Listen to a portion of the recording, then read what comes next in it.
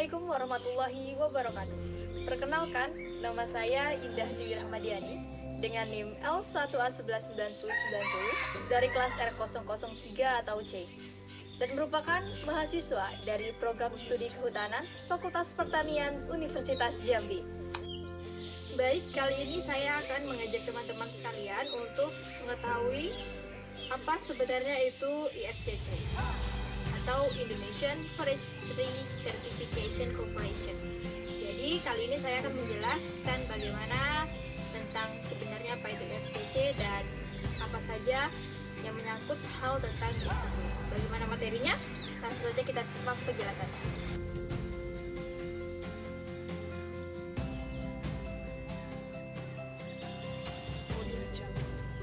Kali ini saya akan menjelaskan mengenai materi dari IFCC atau Indonesian Forestry Certification Corporation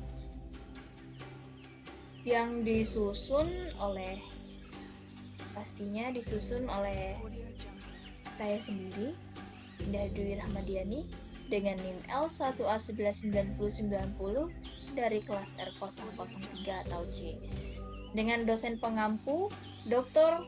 Force Bambang Irawan SP MSc IDU dan merupakan mahasiswa dari program studi kehutanan Fakultas Pertanian Universitas Jambi.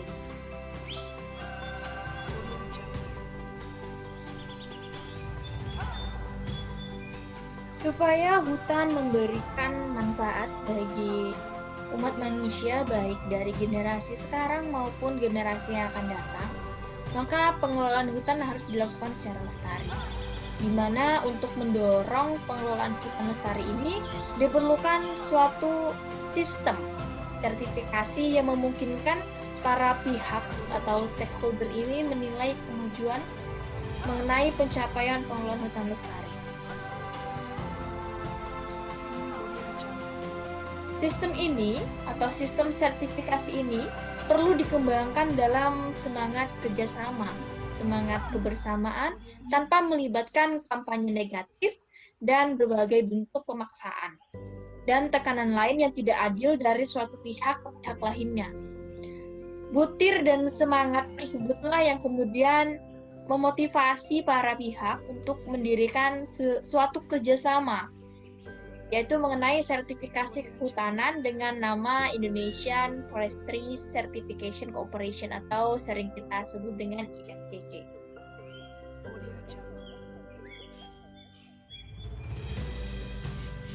Sebelum kita masuk mengenai apa itu IFCC, maka sebaiknya kita mengetahui terlebih dahulu sebenarnya apa itu sertifikasi hutan. Baik, sertifikasi hutan adalah suatu sistem pemantauan hutan, pelacakan dan pelabelan kayu gelondongan, yaitu baik berupa produk kayu dan bubur kayu, serta hasil hutan non-kayunya, untuk mengetahui seberapa kualitas dari pengelolaan dengan ditinjau dari aspek lingkungan, sosial, dan ekonomi berdasarkan standar sertifikasi tertentu. Dan mengapa harus adanya sertifikasi?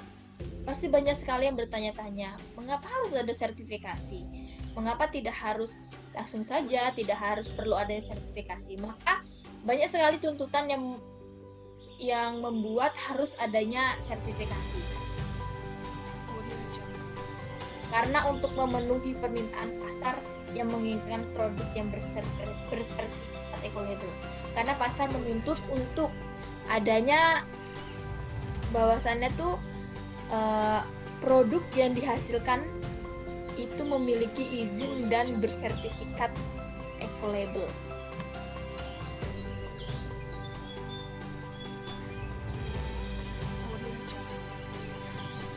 Lalu apa hubungannya PHL dengan IFCC? Jadi PHL itu merupakan sistem pengelolaan hutan yang menjamin keberlanjutan, fungsi dan manfaat dari sumber daya hutan dengan memperhatikan fungsi ekonomi, sosial, dan ekologi dengan secara seimbang. Sedangkan si FCC ini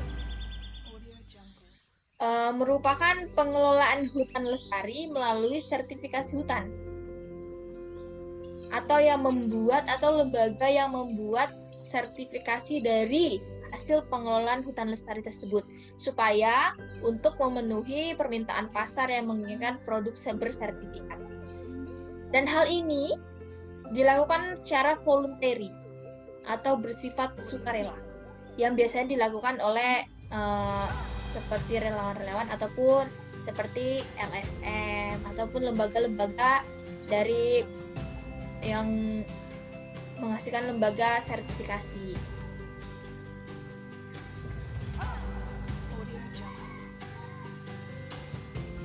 Lalu kita masuk ke dalam materi kita tentang mengenai sebenarnya apa itu FTC. Tadi sudah dijelaskan secara ringkas dari pembukaan awal mengenai tentang apa itu sertifikasi, apa itu mengapa ada hubungan apa PHL dengan IFCC. Maka kita jelaskan lebih detail apa itu sebenarnya IFCC.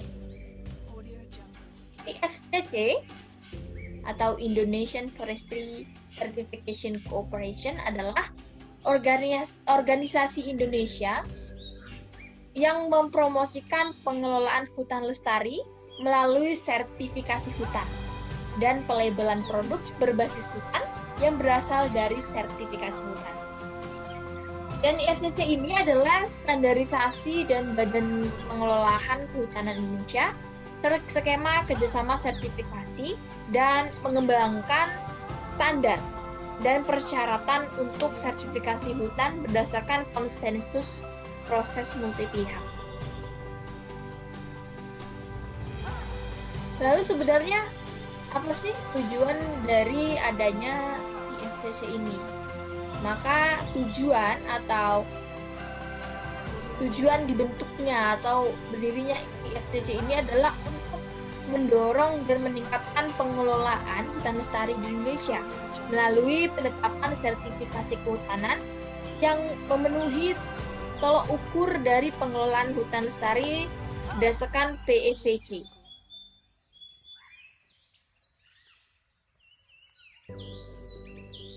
Dan tahapan dalam proses pengembangan standar tersebut itu telah dilaksanakan dengan mengikuti panduan PEVC ST 1001 tahun 2010 tentang standar setting requirements atau persyaratan dalam penggunaan standar untuk memenuhi penerimaan publik dan permintaan pasar sesuai dengan tujuan IFCC yang sudah saya jelaskan sebelumnya. Lalu kita selalu membahas IFCC dengan PEVC. Sebenarnya apa itu PEVC? PEVC atau Program for the Endorsement of Forest Certification atau program persetujuan sertifikasi hutan ialah sebuah organisasi internasional yang non-profit dan non-pemerintah yang memberikan sertifikasi pada pihak ketiga yang independen untuk memastikan pemanfaatan sumber daya hutan melalui sertifikasi pengelolaan hutan dan sertifikasi rantai pemeliharaan. Kalau sertifikasi pengelolaan hutan bisa dengan PHL dan sertifikasi rantai pengelolaan itu bisa sering dengan COC. Lalu sebenarnya apa sih sebenarnya tujuan dari adanya lembaga PEVC ini? Tujuan dari lembaga PEVC ini adalah yang pertama, untuk meningkatkan pengelolaan hutan berkelanjutan yang mengacu pada praktek-praktek yang baik serta tidak berdampak yang membahayakan kebutuhan generasi yang mendatang. Dan yang kedua adalah untuk memastikan bahwa produk hutan yang bersertifikat adalah produk yang dikelola secara baik. Dan yang terakhir adalah untuk memperlihatkan bahwa produk hutan di dunia ini adalah produk yang disiapkan atau yang disediakan dari pohon hutan yang dikelola secara baik dan dijaga kelestariannya. Ini merupakan logo dari PEVC. PEVC ini memiliki dampak yang melebihi Undang-Undang Kehutanan baru yang hanya mengevaluasi kebutuhan minimal dalam kerangka kerjanya dan menetapkan kondisi yang diperlukan untuk operasi hutan yang diterapkan secara teoritis.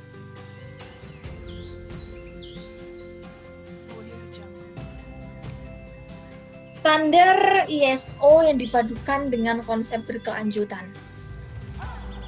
Di mana di dalam standar ISO ini ada 3 standar. Yang pertama adalah standar ISO 9001 pada tahun 2008 dan ada standar ISO 14001 pada tahun 2004 dan yang terakhir adalah mengenai standar kelestarian fungsi ekonomi, ekologi, dan sosial.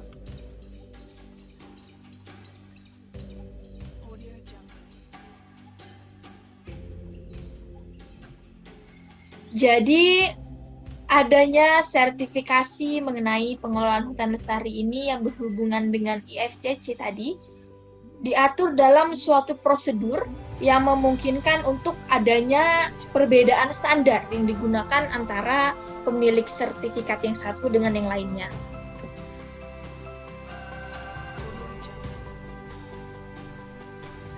Prosedur dalam mengatur sertifikasi. Yang pertama, mengenai konteks dari organisasi grup. Baik, konteks organisasi grup itu ada 4 hal yang harus diperhatikan. Yang pertama adalah memahami organisasi, yang kedua memahami kebutuhan dan harapan, yang ketiga menentukan ruang lingkup manajemen, serta sistem manajemen grupnya seperti apa. Kita bahas yang pertama mengenai memahami organisasi. Memahami organisasi grup dan konteksnya. Di mana prosedur ini mengisyaratkan bahwa adanya isu eksternal dan internal yang relevan dari organisasi grup harus ditentukan sebagai kerangka kerja umum untuk organisasi grup harus ditentukan. Seperti apakah grup tersebut terbentuk dalam beragam individu atau organisasi yang berkumpul. Lalu apakah grup tersebut ditetapkan berdasarkan batas wilayah administratif atau batas wilayah yang ditetapkan oleh pemerintah. Dan apakah wilayah dari grup tersebut berada di hutan negara, hutan milik, atau di hutan adat. Dan apakah ada keadaan spesifik lainnya yang mempengaruhi pelaksanaan sistem pengelolaan grup.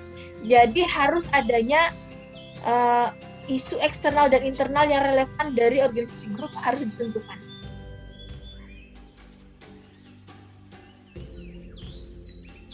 Lalu yang kedua mengenai memahami kebutuhan dan harapan pemangku kepentingan. Di mana prosedur ini mengisyaratkan organisasi grup untuk mengidentifikasi.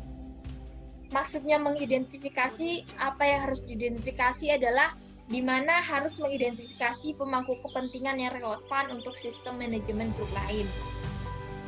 Dan yang kedua adalah harapan yang relevan dari para pemangku kepentingan tersebut. Dan prosedur ini mengisyaratkan bahwa pengaturan harus dibuat untuk kebutuhan dan cara komunikasi dengan pemangku kepentingan tersebut sesuai dengan standar pengelolaan hutan lestari yang diatur.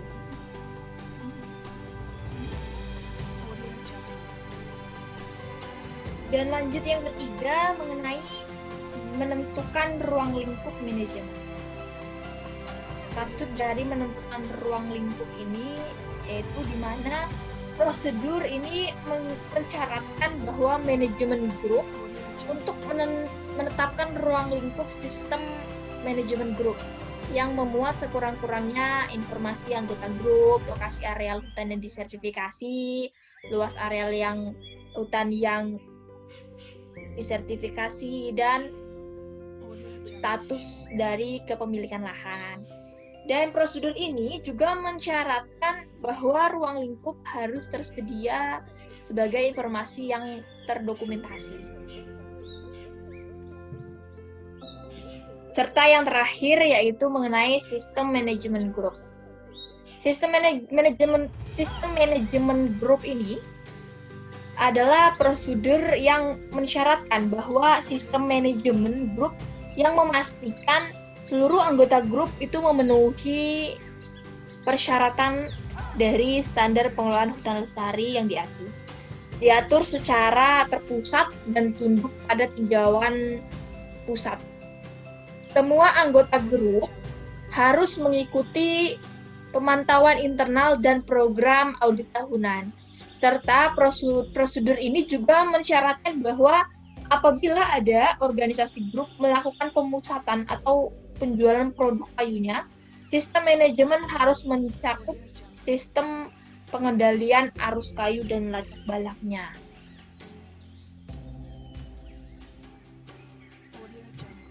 Dan yang kedua mengenai tentang kepemimpinan, di mana kepemimpinan ini harus mengetahui yang pertama adalah peran, tanggung jawab, dan kewenangan saat dia menjadi seorang pemimpin. Dan yang kedua adalah komitmen serta kebijakan yang ada. Dan yang ketiga adalah perencanaan. Perencanaan ini pun harus ada 3 hal yang harus diperhatikan. Yang pertama adalah perubahan sistem manajemen. Yang kedua, pengelolaan hutan lestari sesuai dengan standar yang ada. Dan yang ketiga adalah audit pihak dalam dan dilakukannya penilaian.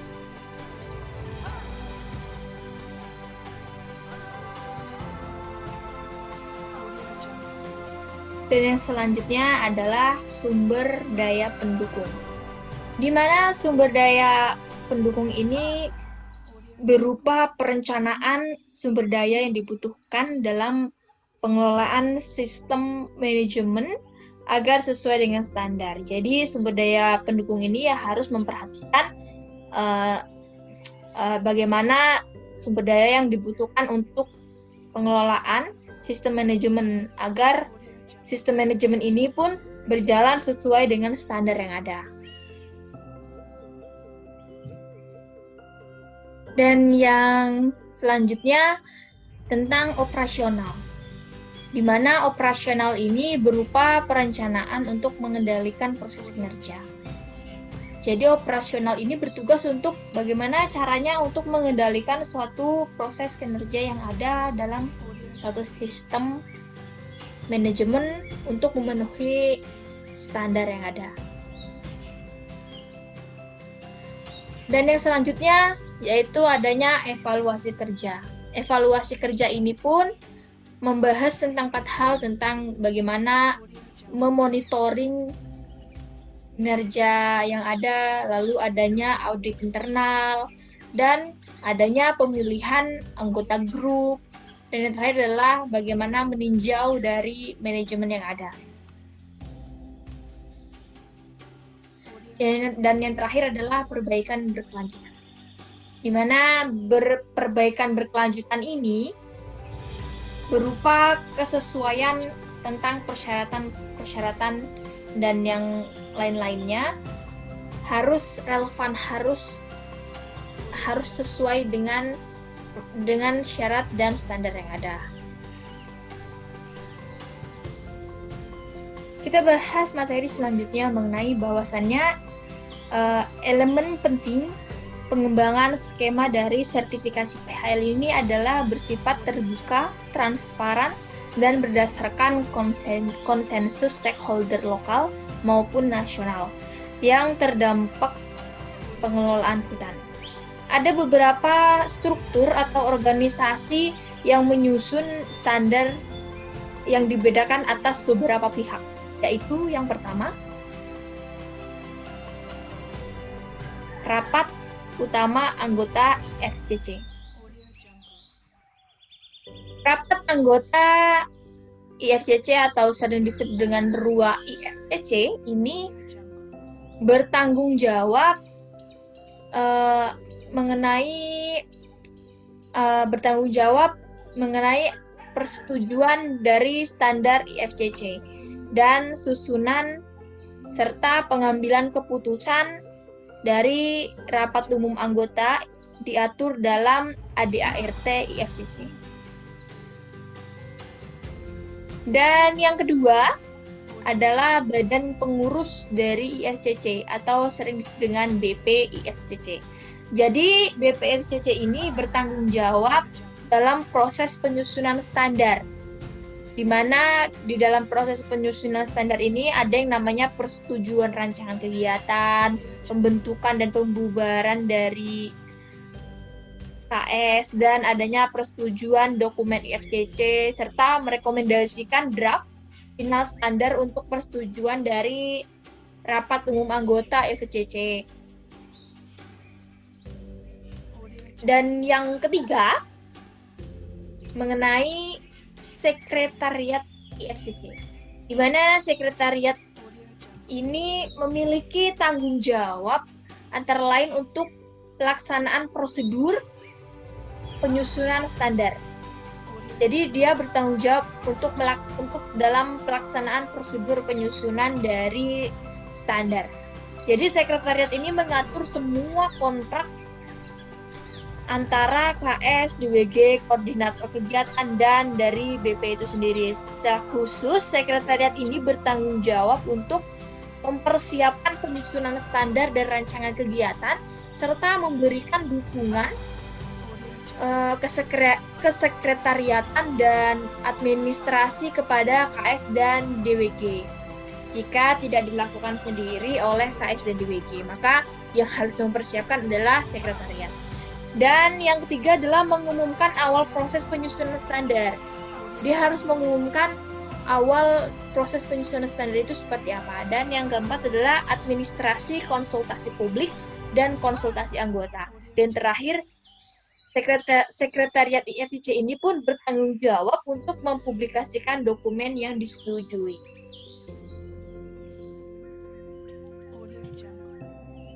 Dan yang keempat adalah koordinator kegiatan. Koordinator kegiatan ini adalah orang yang didominasikan oleh badan pengurus atau BP tadi mengenai untuk bagaimana memimpin kegiatan pengembangan dari standar tersebut, bekerja sama dengan sekretariat dan KS serta DWG untuk memastikan bahwa realisasi kegiatan penyusunan standar ini berjalan dengan lancar dan baik. Dan koordinator kegiatan ini pun bertanggung jawab untuk menyiapkan draft kerja dan draft dokumen lain yang menyertainya, serta menyiapkan agenda KS dan DWG dan melakukan pengarsipan.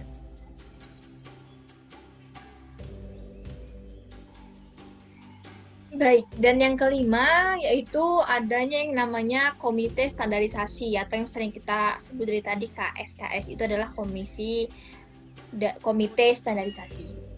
Jadi KS atau komite standarisasi ini ditetapkan dan dibubarkan oleh badan pengurus, dan KS ini pun melaporkan juga kepada badan pengurus. Jadi KS ditetapkan dan dibubarkan oleh badan pengurus, dan KS pun ini harus melapor kepada badan pengurus juga.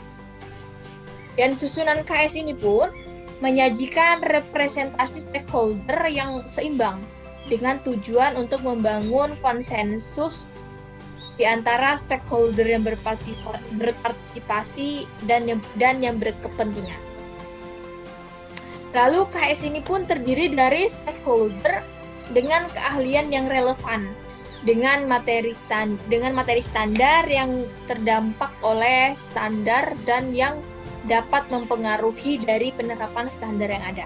Jadi stakeholder ini yang terdampak harus mewakili dengan proporsi yang sesuai, yang memiliki proporsi yang sesuai.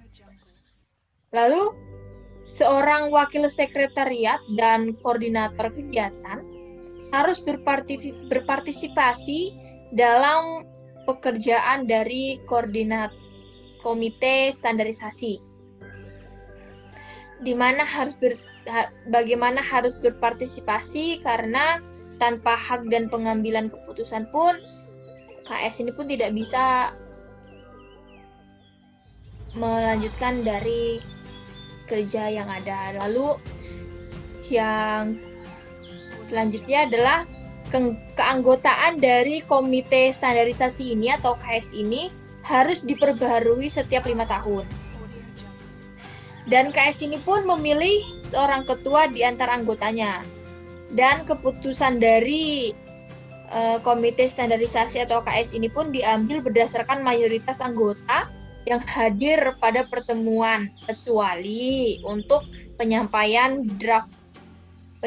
dari draft entry untuk konsultasi publik dan rekomendasi atas persetujuan draft final. Dan yang terakhir adalah KS ini memutuskan dengan suara positif 70% dari seluruh anggota KS. Sementara suara negatif harus diselesaikan dengan prosedur yang telah ada.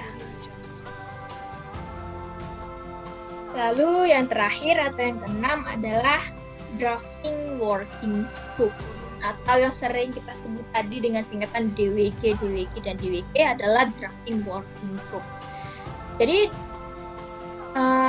si KS atau komite standarisasi ini dapat membentuk namanya DWG atau drafting working group untuk tugas-tugas tertentu, di mana DWG ini pun melapor kepada komite standarisasi. Dan DWG ini terdiri dari para ahli yang ditunjuk oleh komite standarisasi dan dicalonkan oleh anggota komite standarisasi atau sekretariat. Koordinator kegiatan harus menjadi anggota DWG. Jadi koordinator kegiatan ini harus menjadi bawahan atau anggota dari drafting working group itu sendiri. Dan masuk kepada proses atau tahap dari pembentukan standar. Yang pertama, proses penyusunan standar. Proses penyusunan standar ini ada yang namanya harus dilakukan. Yang pertama adalah pendekatan. Dan yang kedua adalah rancangan kegiatan. Jadi, awal dari penyusunan standar itu harus adanya pendekatan dan rancangan kegiatan untuk memulai apa sebenarnya yang harus dilakukan untuk dalam pembentukan standar ini. Jadi harus adanya tahap penyusunan.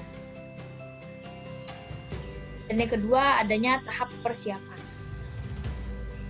di mana tahap persiapan ini ada namanya pengumuman publik, dan ada pembentukan komite serta pembentukan konsep kerja. Jadi dalam persiapan ini harus matang bagaimana cara mengumumkan ke publik, lalu bagaimana kita membentuk suatu komite yang sebelumnya kita jelaskan mengenai elemen-elemen yang dibutuhkan dalam pembentukan standar, dan yang ketiga adalah pembentukan konsep kerja. Dan yang ketiga adalah tahap penyelidikan, di mana tahap penyelidikan ini ada namanya konsultasi anggota FCC. Jadi setiap anggota FCC ini melakukan suatu konsultasi atau suatu musyawarah atau suatu rapat untuk menyelidiki dari standar yang ada. Dan yang kedua adalah konsultasi publik. Jika di tahap sebelumnya ada pengumuman publik, maka di tahap yang ketiga ini harus adanya juga konsultasi publik. Dan yang ketiga harus adanya uji coba standarisasinya tersebut. Dan yang keempat adalah tahap komite standarisasi. Tahap komite standarisasi ini adalah bagaimana adanya pertimbangan komentar. Pertimbangan komentar adalah karena sudah dilakukannya konsultasi publik, maka harus adanya pertimbangan dari komentar sendiri. Dan yang kedua adalah membangun konsensus.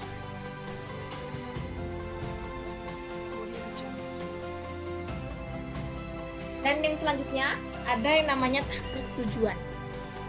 Yang dimana tahap persetujuan ini harus adanya laporan susunan standar. harus adanya persetujuan badan pengurus, dan harus adanya persetujuan dari rapat umum anggota dari FCC tersebut, dan itu adalah adanya tahap publikasi. Jadi tahap persetujuan ini pun harus adanya laporan. Setelah dilakukannya kegiatan tadi, maka harus adanya laporan dari susunan standar yang ada, harus ada persetujuan dari badan pengurus, dan ada persetujuan dari rapat umum anggota yang telah dilaksanakan, serta adanya tahap publikasi tadi. Dan yang keenam, jika ada kesalahan teknis dari penulisan, maka harus adanya, pasti ada namanya kesalahan umum, lalu ada kesalahan penulisan, serta adanya amandemen perbaikan. Jadi di setiap adanya kesalahan umum maupun kesalahan penulisan, maka harus adanya amandemen untuk memperbaiki. Nah, selanjutnya adanya revisi standar. Karena tadi adanya kesalahan, maka harus ada revisi, harus ada perbaikan. Di mana revisi ini ada namanya revisi normal, ada revisi editorial, dan revisi time critical.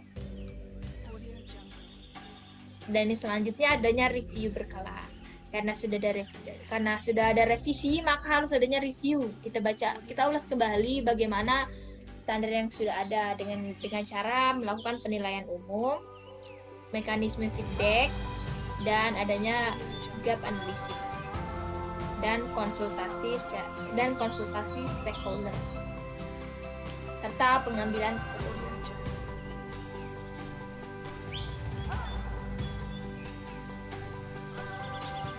Dan yang ke-9 adalah penanganan keluhan banding. Di mana penanganan keluhan banding ini kan sesuai dengan yang sebelumnya tentang bagaimana standar ini dapat diberlakukan, maka adakah keluhan dan banding yang dapat dilakukan dari adanya standar yang diberlakukan untuk sertifikasi itu sendiri.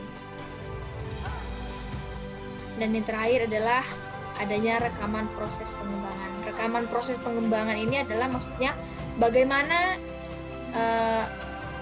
hasil jika dilakukan standarisasi ini, bagaimana, apakah ada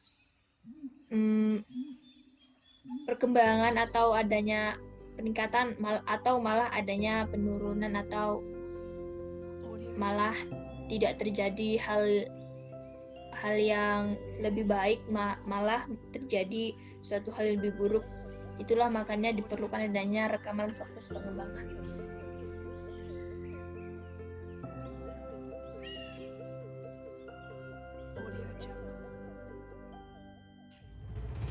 Lalu pembentukan standar dari Indonesian Forestry Certification Corporation atau IFCC ini dikembangkan dalam proses yang terbuka dan transparan berdasarkan konsensus dari para pihak, sesuai dengan yang kita jelaskan sebelumnya tadi, disampaikan kepada publik dalam konsultasi publik dan diuji di lapangan. Jadi adanya hal ini adalah berhubungan dengan dia menyampaikan ke publik dan dikonsultasikan lalu diuji di lapangan bagaimana. Dan standar IFCC ini pun sesuai dengan SFM atau Sustainable Forest Management, itu dibedakan menjadi 2 berdasarkan jenis hutannya, yaitu adanya hutan alam dan hutan tanaman. Persyaratan standar hutan alam dan hutan tanaman ini pun ada 4 hal yang harus diperhatikan. Yang pertama adalah syarat umum. Syarat umum ini adalah contohnya seperti persyaratan umum dan legalitas. Pasti ada yang namanya dalam membuat suatu standar, pasti ada syarat-syarat yang harus dipenuhi, dan syarat-syarat yang harus dipenuhi untuk mendapatkan suatu legalitas atau sertifikasi. Dan yang kedua, adanya aspek produksi. Aspek produksi ini adalah bagaimana contoh manajemen hutannya. Jadi apakah manajemen hutan atau pengelolaan hutannya itu sudah baik? Apakah sudah baik dilakukan, jadi untuk lebih mempermudah untuk mendapatkan suatu sertifikasi. Dan yang ketiga, adanya aspek ekologi. Contohnya adalah perlindungan hutan. Jadi apakah aspek ekologi ini sudah dipenuhi atau belum? Jika sudah dipenuhi, maka akan lebih mudah mendapatkan namanya sertifikasi. Itulah mengapa adanya persyaratan standar tanaman dan tanaman. Dan yang terakhir adalah aspek sosial. Contohnya adalah adanya hak pemanfaatan sumber daya hutan oleh masyarakat sekitar. Jadi 4 syarat, yaitu yang pertama syarat umum, aspek produksi, aspek ekologi, dan aspek sosial ini merupakan syarat untuk standarisasi dari IFCC tersebut untuk mendapatkan sertifikasi IFCC tersebut. Jadi harus memenuhi syarat dari standarisasi hutan alam dan hutan tanaman itu sendiri.